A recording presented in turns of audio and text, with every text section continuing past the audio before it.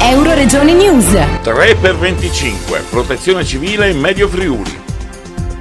Bertiolo, Camino, Castions di Strada, Codroipo, Mereto di Tomba, Sedegliano e Talmassons iniziarono ufficialmente 25 anni fa la loro avventura nel mondo della protezione civile con il nome di Codroipese. Hanno festeggiato il 25° anniversario con 3 giornate di festa, dimostrazioni, esercitazioni e conferenze per spiegare ai cittadini e soprattutto a quelli più giovani delle scuole cos'è la protezione civile, come opera e chi partecipa. I primi 2 giorni sono stati un successo strepitoso grazie anche al tempo atmosferico che ha agevolato le operazioni di installazione degli impianti e le dimostrazioni realizzate in collaborazione con le altre associazioni e i gruppi. C'era la Croce Rossa Italiana, l'ARI, Associazione Radioamatori Italiani di Udine, l'Unità Cinofila Regionale, le Giacche Verdi a Cavallo per protezione ambientale e civile, l'AIPI, Associazione Interforze di Polizia Internazionale, e i militari lancieri di Novara, della caserma di Goricizza di Codroipo, che hanno anche provveduto ai pasti con un carro mensa affiancato al tendone principale dietro al palasport.